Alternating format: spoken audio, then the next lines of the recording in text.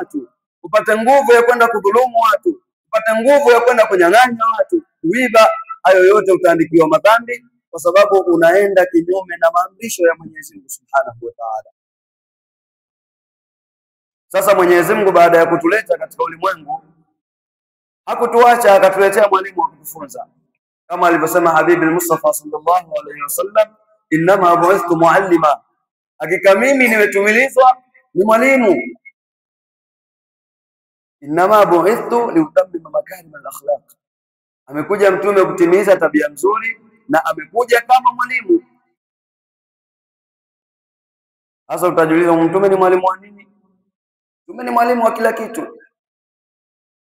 Maisha ya mtume sallallahu alayhi wasallam tangu kuzaliwa kwake mpaka kuondoka katika huu ulimwengu yote ni darasa.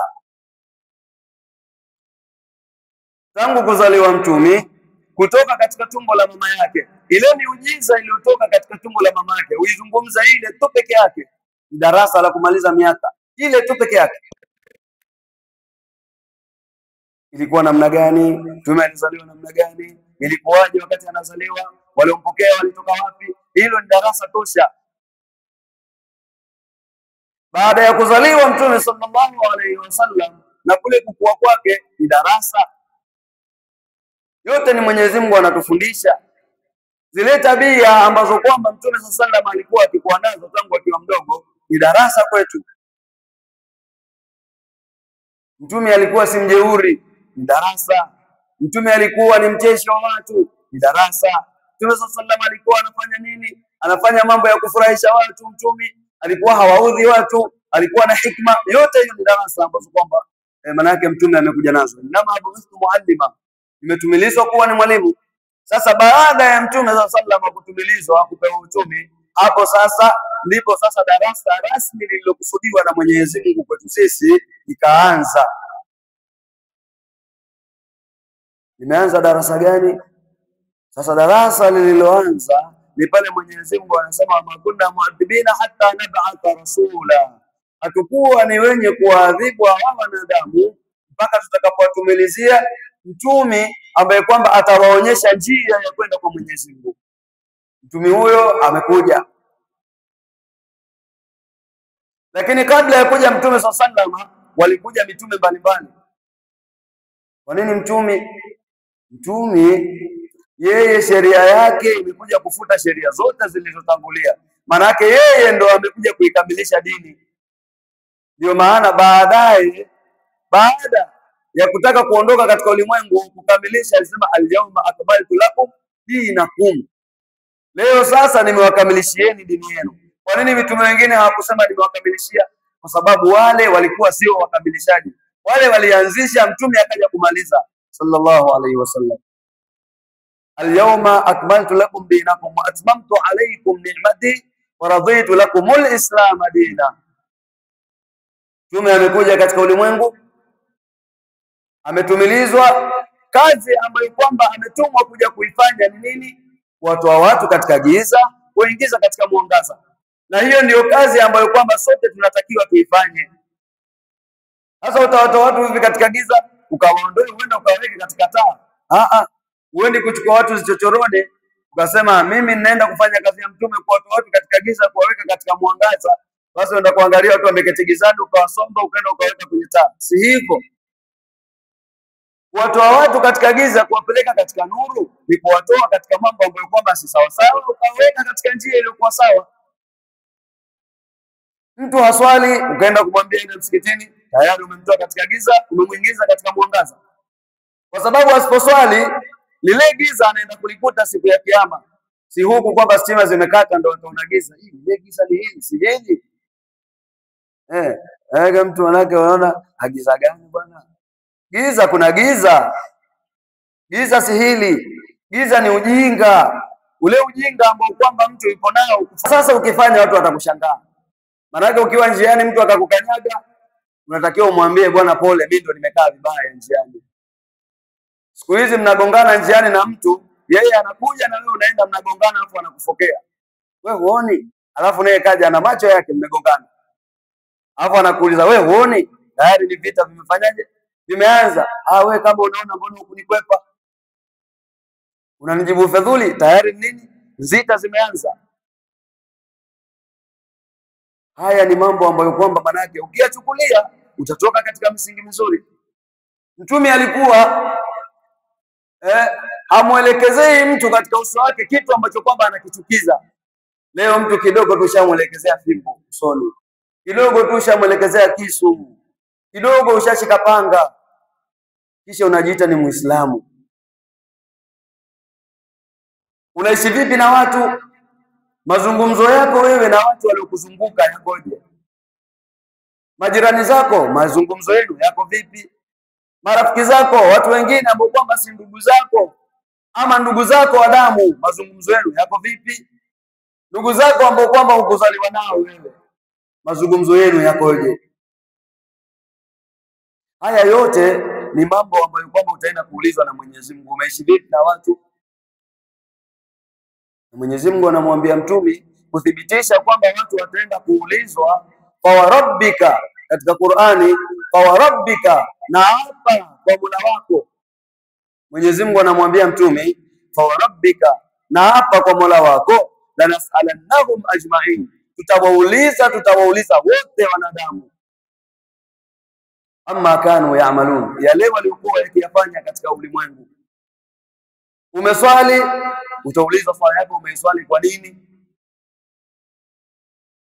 Umeenda hija yako utaulizwa kwa nini umeifanya kwa nini? Umeenda mpaka katika vita vya kupigana na makafiri, utaulizwa, je, umeenda kupigana kwa sababu gani? Mpaka wale ambao kwamba wameenda kupigana vita na Mtume sallallahu alaihi wasallam wataulizwa, mmeenda kupigana ili iweje? Wewe unasema kwamba manake mimi nitaulizwa nitajibu. Nitajibu kitu gani? Una kujibu tu. Kama ule mmoja kule Tanga, rafiki yangu mimi, alifeli mtihani wa form 4. Alipofeli akaenda akanywa sumu. Akanywa sumu, akampa maziwa akapona. Haya ndugu yetu, wewe ulikuwa unataka kunywa sumu, ungemwambia nini Mwenyezi Mungu? Anasema alikuwa nimezitwalia zile marabuka na nini. Amezitwalia, amezitia akilini. Si hivyo. Hata ukazitwalia siku zote, kama una amali shekhe, hakuna, utazisahau zote zile. Wewe kutwalia, unatwalia marabuka, Allahu Rabbi, man nabiyuka, Muhammadun nabii, ma dinuka, Islamu dini, kisha unakunywa sumu. Kwanza umejiua, alafu ukijiua unakwenda motoni. Huyo ni rafiki yangu, si kwamba labda nimehadithiwa. Mimi nimemuuliza rafiki yangu, amekunywa sumu, amefeli mtihani wa form 4. Haya, wewe unakunywa sumu kwa sababu umefeli mtihani wa form 4, una akili? Yaani umefeli duniani, wakati dunia, na wakati hiyo nafsi inajua kwamba usalama ili upatikane katika dunia ni kuacha vilivyomo duniani. Kwa sababu hata ukavikusanya, wangapi wamekusanya mamali mpaka wameondoka duniani, wameacha. Ami yangu mimi tu amejenga nyumba yake kubwa nzuri, mpaka imefikia anataka kuifungua nyumba aende akafikie, anaingizwa ndani ile nyumba ni maiti. Si kwamba ninaambiwa, ni mzee wangu. Sasa yeye alijenga nyumba yake kwa nini? Apate kufanya nini? Si apate kuishi. Haya, ameishi. Kuishi, wewe unafanya mipango yako ya miaka 10 ijayo, kumbe Mwenyezi Mungu anakusubiri dakika 2 zijazo uondoke. Mimi bwana, ili eneo lote ili baada ya miaka 10 nitaka nijenge skuli hapa hivi kubwa. Nijenge skuli miaka 10 ijayo. Wewe una uhakika kwamba kesho utafikisha hiyo ahadi ya wewe na Mwenyezi Mungu, kwamba mpaka miaka 10 ijayo bado upo wewe, umeandikiana wapi? Wewe hujui tu. Ndio tukaambia na Mwenyezi Mungu, wala takulanna li shay'in inni fa'ilun dhalika ghadan illa ayyasha Allah. Katika sura Kahfi Mwenyezi Mungu anasema wala takulanna, usiseme. Hii nuni ukisikia imetiwa shadda, wala takulanna, maana yake umetiliwa mkazo, kwamba maana yake umesisitizwa usiseme inni la fa'ilun dhalika ghadan, mimi bwana kesho nitafanya hili. Usiseme achana na miaka 10 ijayo kama nitanunua gari, sijui nitakuwa manager, nitaka nisome mimi, nitakakuwa pilot. Utakuwa pilot juu ya jeneza, kwenye migongo ya watu, unaendesha jeneza lako, liko humu unaelekeza tu. Ile pia si pilot, si utakuwa unatembea juu. Sasa usiseme kitu fulani nitakifanya kesho, illa ayasha Allah. Ndio kaambia ukitaka kufanya jambo kesho, sema insha Allah, Mungu akipenda kesho nitafanyaje? Nitafanya. Hata kama ni jambo la kheri, sio lazima liwe jambo la kiulimwengu tu. Hata la kheri, insha Allah Mwenyezi Mungu akiniafikisha kesho nitatoa sadaka, insha Allah. Lakini umetia insha Allah. Sasa usiseme tu kwamba nitafanyaje? Nitafanya mimi kesho. Wewe una uhakika hiyo kesho utafika? Jui. Kam min sahihin mata fi ghairi illatin. Yule mshairi anakuambia. Ni wangapi watu ambao kwamba ni wazima wamekufa bila ila yoyote. Juzi, wiki iliyopita, wiki mbili zilizopita, si wiki mbili kamwe, ni wiki iliyopita. Leo ni Jumamosi, leo ni Juma.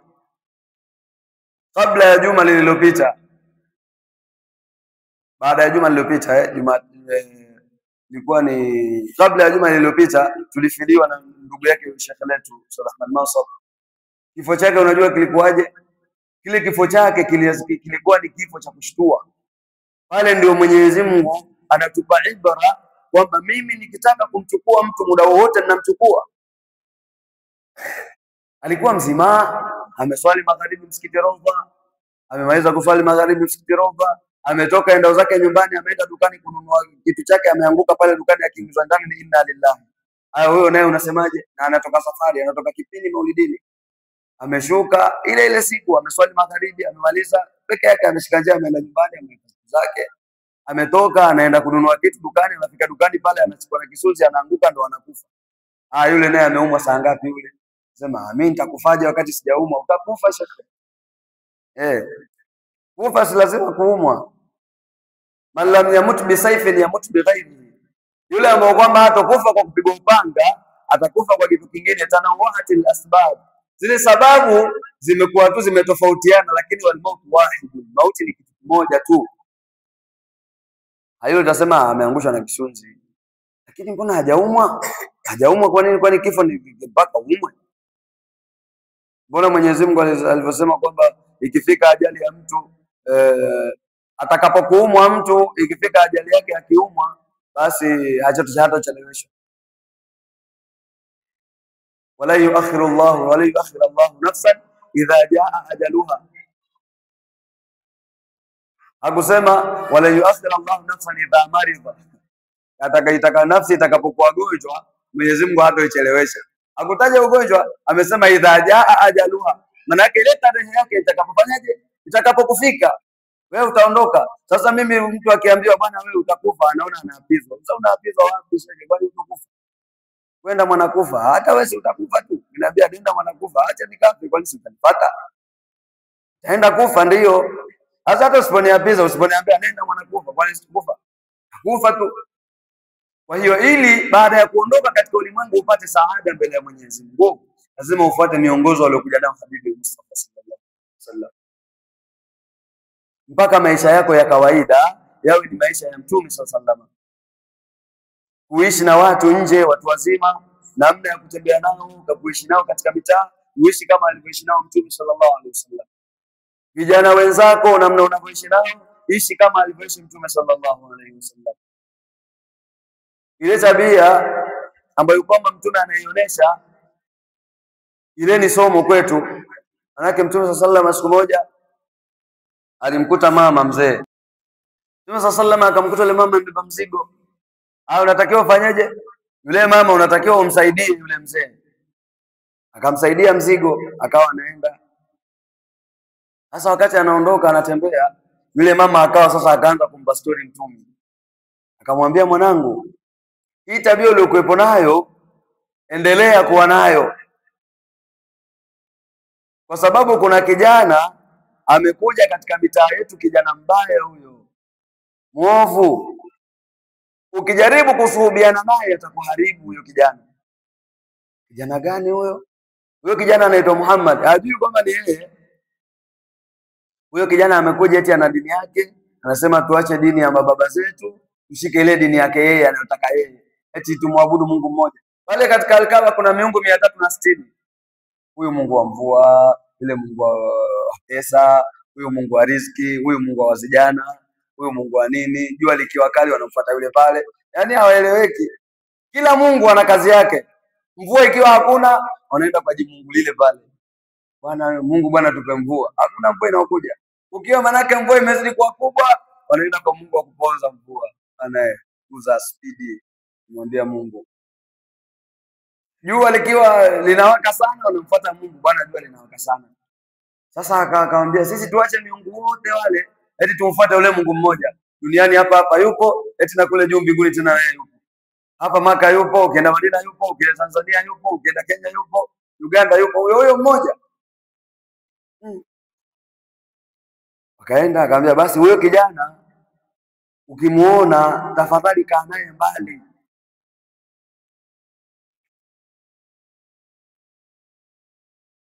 Akaenda mpaka wakafika nyumbani, akamuuliza yule mama, lakini huyo kijana unamjua? Akamwambia sitaki hata kumjua. Yaani licha ya kwamba simjui, hata kule kuiona sura yake mimi hapa sitaki. Akamwambia sasa unaonaje nikwambia mtoto ni mimi? Huyo mtoto ambaye kwamba ulikuwa unanielekeza muda wote mpaka tukafika hapa ni mimi hapa. Yule mama akatamka shahada, akaingia katika Uislamu. Kwa nini? Tabia nzuri. Yule mwanamke Maria al-Qibtiyya aliolewa na Mtume baada ya kutekwa. Alipiga shahada njiani, aliolewa na Mtume Maria al-Qibtiyya. Kisoma katika zitabu za lugha Aqidatul Awami utamkuta huyo mama. Ndio kwamba ni mama yake Sayyidina Ibrahim, mtoto wa Mtume Ibrahim, mama yake ni Maria al-Qibtiyya. Sasa yule mama baada ya kutekwa akashikwa na masahaba, akamwambia mpekeni hao. Kilichomfanya asilimu njiani ni nini? Alisilimu njiani, hakufika kwa Mtume. Alifika kwa Mtume akaulizwa, haya wewe umekamatwa ni mateka, kilichokufanya usilimu njiani ni nini? Akasema zile tabia ambazo kwamba hao maswahaba zako wamenionyesha, wamenichunga kuliko hata ndugu zangu waliozaliwa nao. Sasa nikajiuliza, ikiwa hawa tabia zao ni hizi, huyo aliowafundisha atakuwa na tabia gani sasa? Nikaamini kweli huyu atakuwa ni Mtume. Ndio maana nikafanyaje? Nikaingia katika Uislamu. Sasa wewe keti zibarazani huko, upige story za umekula marungi yamekukolea, upige story, umevuta bangi zako, useme Uislamu ndio umepeleka na upanga. Watu wameuawa. Hakuna kuuawa. Mpaka zita zinapigwa, watu wanauawa. Ilikuwa kuaje? Kwanza soma sera kwanza. Nurul Yaqini tu ile ndogo ya kwanza. Ile sera ya kwanza Nurul Yaqini ya kwanza ile. Sera ile ya kwanza. Au Khulasatun Nurul Yaqin. Kama mnaisoma hivyo. Kuna Nurul Yaqin ndio kwamba ni sera pia, na Khulasatun Nurul Yaqin ile khulasa. Sasa ukisoma mule ile sera tu ya kwanza, utajua Uislamu umekuja kwa nini. Je, umeletwa na upanga ama umeletwa na akhlaq? Umeletwa na akhlaqi, tabia. Kabla ya zita kupiganwa, kwanza angalia kulianzwa nini. Haya, mkienda kupigana zita ufanya nini? Kwanza kuwaambia wale watu silimuni, msalimike, au toeni fidia. Si kwamba labda silimuni hamtaki na waua, kama hawa wanaojiita wanafanya jihadi hao majambazi wa Somalia Al-Shabaab. Mimi naita majambazi kwa sababu wanakuja kusingizia kwamba katika kivuli ni Waislamu wanapigana jihadi kuua watu ovyo ovyo. Ni majambazi tu wa kawaida. Aliyokuambia Uislamu ni kumuua mtu nani? Eti tamka shahada, kama huipati unakuwa. Sasa mtu kama haipati shahada si umfundishe. Haipati shahada msilimishe, ingie katika Uislamu, eti unamuua. Sasa ukimuua ndo atajua. Eti ndio napigana jihadi na njia ya Mwenyezi Mungu, njia ya Mwenyezi Mungu ni hiyo hapo. Hakuna njia ya Mwenyezi Mungu namna hiyo. Ni ujambazi tu wa kawaida. Watu wameamua, wamekula vidonge vyao vimewaingia kichwani, wanatamani kuwa watu, wanavaa kanzu na vilemba, ndo wanasema si nini. Allahu Akbar, unampiga mtu bunduki. Namna gani? Huo sio Uislamu, shekhi. Uislamu unamsilimisha mwenzako. Bwana silimu. Mwelekeze njia nzuri iliyokuwa sawa sawa, aingie katika Uislamu. hataki kuingia katika Uislamu, atoe fidia. Sasa kama hutaki kutoa fidia ndio utauawa. Lakini sasa hivi sasa wewe unaenda kumua kafiri kwa dola gani ya Kiislamu ndio uko nayo? Hakuna dola ya Kiislamu. Huwezi kumkuta mtu akamwambia silimu au toa fidia ama nikuue. Hayo fidia ukitolewa unaenda kuiweka wapi? Baitul Mali iko wapi hapa Lamu? Baitul Mali Muslimina. Ile nyumba ambayo kama kuna mali za Uislamu ziko, sehemu zimewekwa mafukara, maskini, wanaenda pale wakipata shida ndio wanachukua. Iko wapi Baitul Mali? Hakuna. Hata ukampokonya ile mali, ukampokonya ukamwambia atoa fidia. Akitoa fidia utapeka wapi? Utaenda kuila. Akula wewe, akupa zaka, sio? Kwa hiyo wewe nenda mlinganie mtu aingie katika Uislamu. Hataki basi. Maanake una sheria dola ya Kiislamu ya kutaka kummaliza hivi.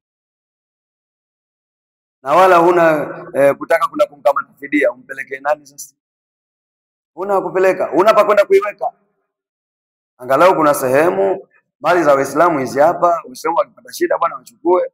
Lakini sasa ukipata shida umtafute governor, ukadhalilike, upige magoti. Bwana kama unataka kazi bwana, kwanza unatakiwa kwanza ufanye kazi mwezi mmoja tukuangalie. Ala, mimi nimekuja nina shida, nisaidike. Tena nifanye kazi bure kwanza niangalie kama nitafanya kwa uzuri. Ndio tukaambiwa yule anaenda kujidhalilisha kwa mfalme, kwa viongozi, kwenda kuombaomba kule kwa wale viongozi wakubwa wakubwa, anafufuliwa. Maana siku ya kiyama uso wake hauna nyama. Kwa nini? Unaenda kule mtu unaenda anakudhalilisha. Maana si ajua kwamba umejidhalilisha. Mtu amekuja anatoa zaka 200 uende pale mpigane mkanyagane. Haya mtu umetoka shele umechukua bodaboda 150. Au umekuja umeenda umetoa zaka shilingi 200. Uchukua bodaboda tena 150 unafika nyumbani umepoteza 150. Yaani unarudi nyumbani umeenda muini na 150. Unarudi nyumbani umebakisha 100. 50 ile imebaki wakati ukirudi na ile 200 uliopewa 150 unatumia. Unaenda badala ya kuja na faida unarudi nyumbani shilingi 100 huna. Umepotea umebakisha 100. Haya umefuata nini sasa? Yafanya chochote. Kwa hiyo tabia ni kitu muhimu katika Uislamu. Akhlaq. Ili mtu aingie katika Uislamu anaangalia tabia ziko namna gani. Sasa Muislamu muda wote mbana na watu. Muda wote wewe unatukana tu mtaani ovyo ovyo. Kwa Uislamu wenu unafundisha matusi ovyo ovyo nyinyi. Mtu kidogo tu ushatukana. Usicheke, unacheka nini? Ndio nyinyi mnatukana. Cheke. Zote ni kwamba akhlaqi zimekosekana. Na ile akhlaqi zipatikane lazima turudi darasani kusoma, tuwe makini katika kusoma. Kidharau tu masala ya madrasa, na wewe basi tena akhlaqi huwezi kuwa nayo. Kwa sababu utamjua vipi mtume ikiwa hutaki kwenda kusoma dini? Na kama hutaki kusoma dini humjui mtume, kwamba dini huijui, na kama huijui dini utafuata amrisho ya Allah, na kama utafuata amrisho ya Allah na motoni tu. Rahisi tu. Kwenda motoni ni rahisi sana. Si utaki kuswali wewe? Usiswali. Uone mwisho wako utakuwa namna gani? Uzai kuna madrasa, utaki zaka, utaki sadaka, acha kutoa. Zuia tu. Wewe unazo, kaa nazo ndani, weka tu. Zijae zilio na panya. Kisha siku ya kiyama utamwambia Mwenyezi Mungu ulikuwa unamwekea nani zile? Mtume sallallahu wakati anaondoka katika ulimwengu aliuliza, ndani kuna shilingi ngapi ndani? Aliwaambia kuna shilingi kadhaa, akasema zitoe zote, wape watu. Kwanza mimi sitaki kukutana na Mwenyezi Mungu afu ndani nimeacha kitu. Sitaki. Niondoke kama nilivyokuja. Kuna mfalme mmoja aliugua. Anaugua, kifo chake ikafika karibu. Akahusia. Wakati mimi nikifa, kabla nini sijafa ile, nakufa tu. Kiswahili kigumu kabla sijafa ile. Yaani pale ndo nakufa, naondoka katika ulimwengu. Zile mali zangu zote zitolewe zipewe watu. Zote. Majumba, mapesa, mashamba zote. Isibakishwe hata na ndururu. Kisha warithi nao watabaki na nini? Shauri zao. Leo watafuta za kwao. Za kwao, sio? Zangu zote zifanyeje? Zitolewe. Kisha jeneza langu libebwe na madaktari tu. Asibebe mtu mwingine. Wale madaktari walikuwa akiniuguza wale wote walikuwa wanipaka dawa, sindano, huyo anashikilia, wale wote wabebe jeneza wale peke yao. Ni usia wa marehemu, lazima utekelezwe. Jambo la tatu, nikiondoka mikono yangu itolewe kwenye jeneza hivi, kama hivi, kwa hivi. Hadi pale jeneza linapelekwa, mikono hiyo inapepea, imefunguliwa. La, shati mazito haya. Sasa kifo gani hicho? Lakini ni wasia, anatakiwa utekelezwe. Wakati alipokufa, wasia wa kwanza ukatekelezwa, mali yote yakatolewa, yote, hakujabaki chochote. La pili, madaktari wakaambia, bwana, tusinilenu sisi hatugusi hapa, bebeni jeneza twende kazi. Wakabeba madaktari jeneza. Sasa bwana, mnakumbuka alisemaje hivi? Alisema bwana, nikiondoka mikono yangu ipepee namna hii. Fungueni. Kafunguliwa, mikono ikaachiliwa nje, akazikwa, akamaliza. Sasa watu akawa na maswali, huyu amefikiria nini mpaka kuacha wasia mzito namna hii? Akaja usingizini kwa mmoja katika wale watu wake wa karibu, alivyomuona akamuuliza, wewe mbona umetupa masharti mazito namna ile? Haya, sasa mali tumeyatoa yote. Haya, madaktari wamekubeba. Haya, baada ya madaktari kubeba, si ajabu, manake sunna jeneza libebwe na watu 5. Ukisoma katika mlango wa maiti katika mukaddima ama umda kama nini, utakuta mule kwamba tunatakiwa sunna libebwe na watu wangapi? Watu 5. Haya, wewe umetuambia tutoe pesa zote. Sema ndio. Nimewaambia mtoe pesa zote kwa sababu nitaka niondoke, maana yake niwaambie mimi nimekuja duniani sina kitu na nimeondoka sina chochote. Ziko wapi zenyewe? Sina chochote. Cha pili, ukasema jeneza langu libebwe na madaktari tupu. Kwa nini? Ndio, kwa sababu nilikuwa nataka niwaonyeshe wale madaktari kwamba nyinyi jitihada zenu zimegonga mwamba. Nyinyi si mnauguza, nyinyi mnadunga sindano watu. Hospitali zenu mbona hazijanifanya nisife? Kwa hiyo nyinyi si chochote sasa. Hata mkadunga sindano 200 kwa wakati mmoja, kama mtu ataondoka ataenda tu. Mwenyezi Mungu amesema amrudisheni. Wakati roho inatoka, katika sura al-Waqi'a Mwenyezi Mungu anasema amrudisheni. Kama mna uwezo kwa kweli mnamrudisha huyo, hapo anakufa, roho ishafika katika koo sasa. Haya, mrudisheni sasa huyo, kama nyinyi wanaume kweli. Nyinyi si mnampa dawa, ampeni ile kopo zima tuone kama ile roho itarudi, isipande ishuke chini. Hakuna awezaye. Sasa madaktari nimesema wanibebe wao ili wajue kwamba kazi yao walioifanya imegonga mwamba mbele ya mwamba ambaye kwamba ni Mwenyezi Subhanahu wa Ta'ala.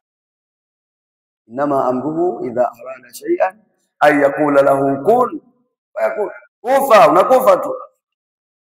Kufa naondoka tu, wala utachukua muda. Anguka kufa, unakufa. Haya, la tatu bwana, ili ndo la kichekesho sasa. Wewe umetuambia tukufungue mikono iwe nje. Kwa nini sasa? Kaambia sasa pale ndo ninawaambia watu haya ziko wapi hizo pepo nazo. Falme wangu wote, kila kitu ziko wapi? Sina, nimeondoka mikono mitupu. Maana yake sina chochote, mali sina, nimekufa, ufalme sina, amebaki mfalme ambaye kama ni Allah jalla jalaluhu.